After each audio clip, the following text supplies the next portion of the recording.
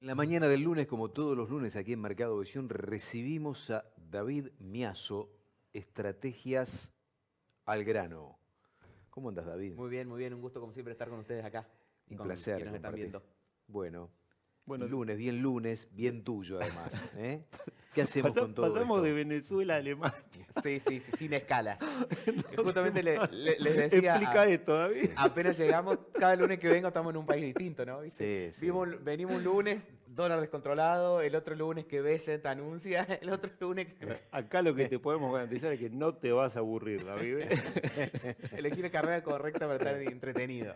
Sí, en la Argentina seguro. Tal cual. Bueno, y esta semana pasada cambió todo, podríamos decir. Una estabilidad cambiaria y económica y optimismo hacia adelante muy significativo que se vio reflejado en el precio de las acciones que saltaron, el precio de los bonos que se incrementó y bajó 450 puntos el riesgo país. Ya estamos a nada de que el gobierno pueda rolear los vencimientos de deuda.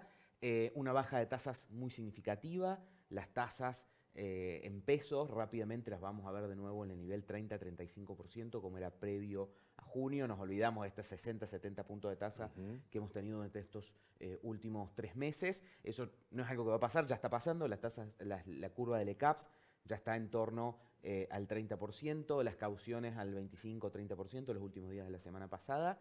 Así que ya en términos de tasa vamos a eso. Y una estabilidad cambiaria donde el dólar parece que se está tranquilizando en el terreno 1450-1500. No bajó mucho más. Alguno esperaba que al principio bajara más. Eso es básicamente porque la demanda sigue presente. Es una demanda más estructural por importaciones, por turismo, por atesoramiento. Y alguna expectativa de que el Tesoro y el Banco Central compren dólares, entonces eso de alguna manera lo mantiene firme, y después una fuerte oferta de dólares financieros. Ya la propia semana pasada Tecpetrol colocó 750 millones de dólares, YPF anunció un acuerdo con bancos por 700 millones de dólares, más una colocación de 500 millones de dólares, o sea que ya la semana pasada ya 2.000 millones de dólares de deuda se anunciaron, y eso va a seguir, también venía muy frenado estos últimos meses, así que esos dólares financieros van a estar un poco generando oferta. ¿Y David. sorprendió que, perdón, que Sí, en sí, sí, dale. septiembre se hayan comprado tantos dólares por parte de los argentinos, que fue un mes récord en ese aspecto? No, no, yo creo que nos sorprendió en el sentido de cómo venía la situación y en octubre seguramente veamos un número más o menos similar. Veníamos en torno a los 2.000 millones de dólares mensuales con algún pico en julio y esperábamos que septiembre y octubre existiera ese pico. En parte también, seguramente parte de esos compradores fueron productores agropecuarios que vendieron la soja en el marco de la eliminación temporal de derechos de exportación y rápidamente se quisieron dolarizar. Entonces, era esperable ver estos números en Ujú. septiembre y seguramente veamos un número no tan lejano en ¿Y octubre. esto crees que va a cambiar, digo, para tratar de entender la dinámica sobre el tipo de cambio, ¿no? De los próximos meses? Yo creo que la demanda de personas humanas, que es un poco este dato del balance cambiario, cuántas personas compraron por home banking, seguramente no se repita hacia adelante el número de septiembre-octubre, pero sí yo prevería que esa demanda que venía siendo de 2.000 millones de dólares mensuales, probablemente pueda ser un poquito menor, pero se mantenga relativamente alta, básicamente porque el dólar sigue estando relativamente bajo a la percepción de gran parte de los argentinos. Gran parte de los argentinos ahorra en dólares, entonces creo que eso se va a mantener alto. También se va a mantener alto la demanda por turismo. Este año vamos a un déficit Ujú. turístico de 10.000 millones de dólares. Para ponerlo en números, Impresionante. es toda la exportación de maíz más toda la exportación de trigo. ¿Y esto revela que el tipo de cambio está equilibrado? Porque la percepción, vos lo acabas de comentar, la percepción del consumidor, de la gente en Argentina, es que el dólar está atrasado, en definitiva. Sí, yo creo que sigue esa percepción de que está relativamente barato en 1.500 después de haber visto, de haber puesto el número el mes anterior de hacia dónde se podía ir. Eh, y bueno, ahí lo iremos viendo. Por eso yo decía, por ahora el equilibrio va a venir por dólares financieros, no va a venir por Ujú. otro lado, porque tampoco está el agro. El agro de acá a abril va a ingresar en promedio 800 millones de dólares por mes, sí, con el pico diciembre-enero de trigo, pero en promedio terminar siendo algo más de 800 millones de dólares, cuando el año pasado, por ejemplo, estaba ingresando 2.000 millones de dólares. Eso básicamente por el adelantamiento que se dio a septiembre por la baja por la eliminación temporal de retenciones. Pero yo creo que la demanda va a seguir firme por turismo, por atesoramiento, seguramente no veamos estos niveles, pero va a seguir firme. Y si la economía empieza a recuperarse, también las importaciones las vamos a ver traccionando. Lógicamente es distinto un nivel de 1.500 que un nivel de 1.150 como el que teníamos en abril, ¿no? O sea, o el nivel de 1.000 o algo menos de 1.000 que teníamos en febrero, ¿no? O sea, claramente es un escenario distinto, está un escaloncito más arriba, que eso ayuda a equilibrar parte de todo este proceso, pero esa demanda creo que va a estar firme y en general es lo que venía viendo el mercado, que venía presionando el tipo de cambio, más allá de toda la cuestión política, y lo que de alguna manera también ayuda a sostenerlo acá, además de, como decía recién, que hay alguna expectativa de que el Banco Central y el Tesoro compren dólares, el Tesoro para poder pagar deuda, el Banco Central para monetizar la economía. Ya Milei la semana pasada lo dijo un poco, que el Banco Central podría estar comprando dólares, ya no en el piso, sino adentro de la banda. Entonces, eso de alguna manera refuerza la idea que el dólar va a mantenerse más bien un poquito presionado y la prioridad van a terminar siendo las tasas y que se normalice el mercado de pesos.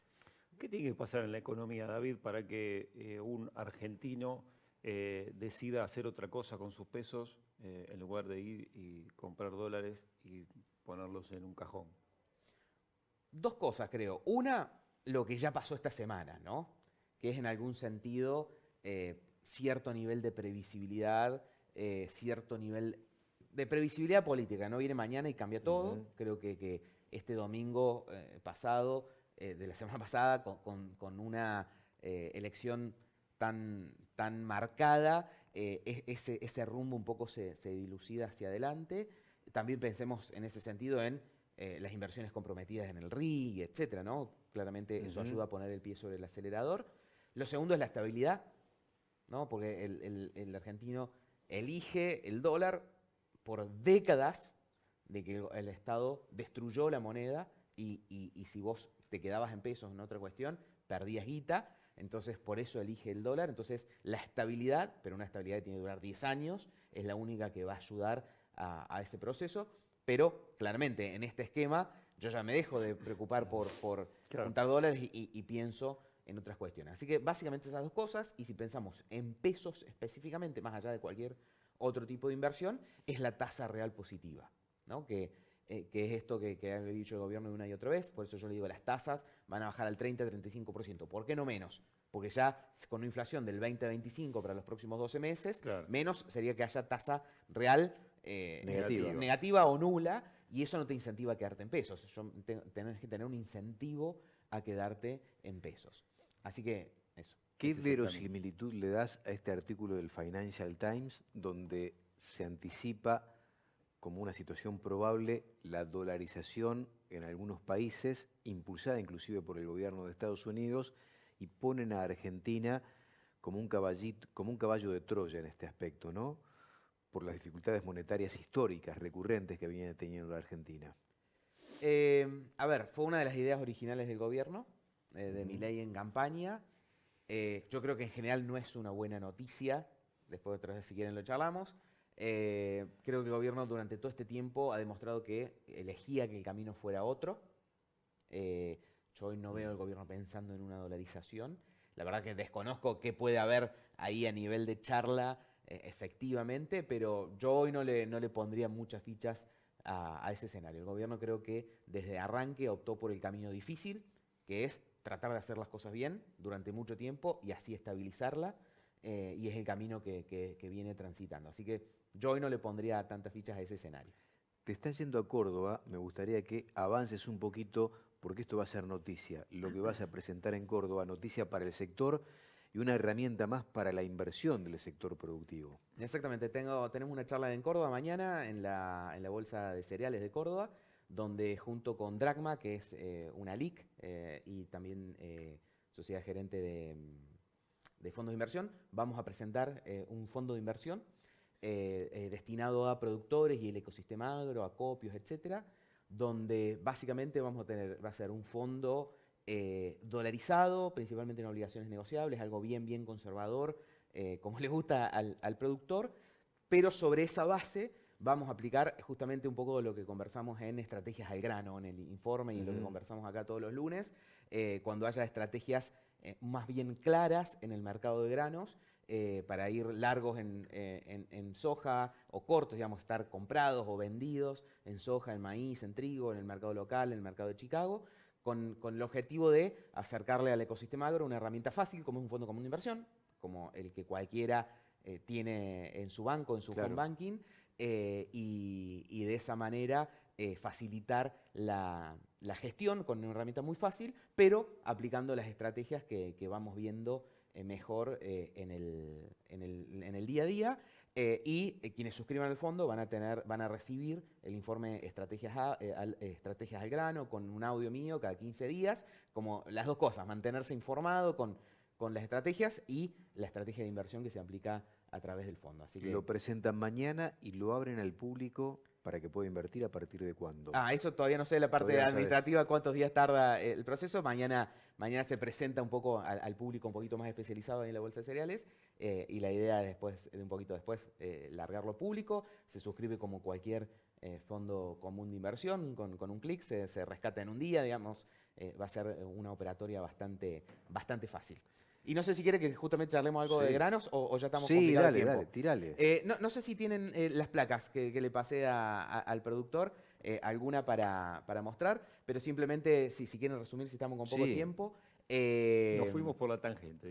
Bueno, se los resumo un poquito. En soja todavía estamos viendo, si bien empezó a subir el precio en Chicago después del acuerdo de Estados Unidos-China, eso hace prever que las primas que tenían Argentina y Brasil antes del conflicto en Estados Unidos vaya bajando, pero el precio local de la soja todavía tiene cierto premio como efecto colateral, como efecto directo, de la eliminación temporal de retenciones. Ahí básicamente lo que recomendamos es que al que todavía le quede soja, los futuros de noviembre, por ejemplo, cerraron el viernes en $336. Es un precio para aprovechar, es un precio que no va a durar para siempre, así que para lo que quede recomendamos tomarlo. Aquel que no quiera quedarse, que quiera seguir teniendo algo de soja, porque eventualmente tiene compromisos, tiene que pagar alquileres o algo por el estilo, puede vender eso y recomprar mayo en 314, hace una diferencia de arriba de $20 en ese cambio. Y para el que esté pensando en la soja nueva, 314, $315 para mayo sigue siendo bueno. Bueno, perdón, ahí ya que pusieron la primera, vemos las líneas naranjas es el precio pizarra y la línea azul es el FAS. Digamos, es la capacidad teórica en principio que tienen los exportadores. Vemos como en soja está muy por encima, que es esto que decíamos recién, es el efecto retenciones. Que si miramos, estamos apenas por debajo de los precios que teníamos al principio de la baja de retenciones, y eso tarde o temprano va a tender a desaparecer, esa brecha. Fíjate que también se viene moviendo desde abajo, significa que también el precio, estamos hablando del izquierdo, que es la soja, el precio, el precio FOB viene mejorando, entonces esa brecha se va a cerrar seguramente por dos lados, porque suba el precio, pero porque baje el techo. Y en maíz vemos una situación bastante más lateral, ha mejorado el precio estos últimos días, pero sigue siendo un precio que a nadie lo convence, pero a nivel internacional tampoco ha dado un escenario más bien alcista. Lo único eventualmente en el corto plazo que lo puede traccionar es que le vaya más o menos bien a la soja. Y si pasamos a la otra placa, es lo que estábamos diciendo recién. El precio spot 3.22 o 3.32, no veo bien. En noviembre 3.36, que es lo que estamos recomendando, que ya falta un mes. Y mayo 3.14,70, 3.15, que es lo que decíamos recién. Podés recomprarla y seguirte quedando en soja si por alguna razón seguís queriendo estar en soja. Y en mayo, que 314, 315 es un buen precio respecto a lo que vimos durante el último año, yo creo que no me apuraría a fijar ese precio, porque se está empezando a configurar un mercado internacional más o menos interesante que nos incentiva un poquito a esperar. Y maíz, no, ahí no vemos nada, solamente futuro de diciembre que nos aporta algún dolarcito extra, y nada más en este mercado lateral que decíamos recién. Y ahí en el gráfico no está trigo, pero que si viene una gran cosecha de trigo, ahí lo único que vemos más o menos interesante es pasarse a futuros de marzo, que está en $193. que te agrega unos $10 versus los precios de diciembre, porque va a estar el mercado bastante ofertado en principio. Con este campañón, ¿no? Con este campañón, entonces ahí ya podemos pasarnos a marzo si no hay tanta necesidad de liquidez en enero y febrero. Y por último, ¿qué hago con los pesos? ¿Qué hago con los dólares? Lo que decíamos recién, las LECAPs ya están en torno al 30%, es la compresión de tasas que decíamos recién si miramos pesos. Y si miramos dólares, ahí hay, por ejemplo, dos obligaciones negociables muy cortitas que vencen en el 2026, una de Tercom, una de IRSA, que están rindiendo cerca del 6%. Esto es lo más parecido, digamos, a... no es lo mismo, ojo, pero lo más parecido a un plazo fijo en dólares a... fíjate, vencen en junio, julio, estamos hablando de 8 o 9 meses al 6%. Después si nos vamos yendo un poquito más hacia adelante, digamos a 2, 3 años, ya nos vamos acercando a tasas del 8%, que obligaciones negociables siempre es algo de lo más conservador que puede hacer alguien que quiere estar dolarizado. Gracias por venir, como siempre. Un gusto conversar con ustedes. David Miazo, en esta mañana de lunes de Mercado de Edición. Ahora, pausa, ya estamos.